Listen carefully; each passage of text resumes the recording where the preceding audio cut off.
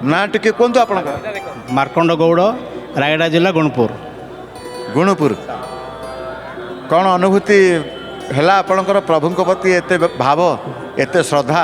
Sir ମୁଁ ଜାନୁଆରୀ 31ରେ ଆସିଥିଲି ରାମେଶ୍ୱରରୁ ଆସିଲା ପରେ ଦର୍ଶନ କରିବା ପାଇଁ ଆସିଥିଲି ସାର୍।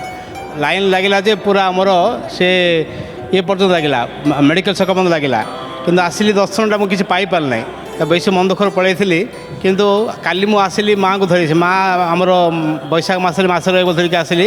ଆଉ କାଲି ଏମିତି ଦର୍ଶନ ହେଲା ପ୍ରଭୁଙ୍କୁ, ମୁଁ ଭାବୁଥିଲି ଯେ ଦର୍ଶନ ହେବ କି ନାହିଁ ଭାବୁଥିଲି, କିନ୍ତୁ ଏତେ ପାଖରେ ଦର୍ଶନ ହେଲା। ଆଉ ସେଥିପାଇଁ ମୁଁ ମୋର ବେଶୀ ଅନୁଭୂତି ହେଲା ଦର୍ଶନ, ଠାକୁରଙ୍କ ଦର୍ଶନ ଭଲ ପାଇଲି। ପ୍ରକୃତରେ ଦର୍ଶନ ଭଲ ପାଇଲେ, ଭାବି ବି ନଥିଲେ। ଯେବେ ବି ଆସିଛୁ ଅତୀତରେ ଗୋଟେ କଥା କହିଲେ, ଗହଳି ଦେଖିକି ସାଧାରଣତଃ ଆମେ ଭାବୁ କାଳେ ଦର୍ଶନ ହେବ କି ନ ହେବ, ସେଇଟା ସ୍ୱାଭାବିକ କଥା। ଯିବା ଏବେ ଅନୁଭୂତି ଟିକେ କହିବେ ଭକ୍ତମାନଙ୍କ ପାଇଁ, ଯେଉଁ ଅନୁଭବର ଦିନ କ'ଣ ଥିଲା? ଗୋଟେ ପ୍ରଭୁ କୃପା କରିଛନ୍ତି, ସେ ବିପଦ ଥିବ, ସେ ଆପଦ ଥିବ, ପ୍ରଭୁ ଉଦ୍ଧାର କରିଛନ୍ତି।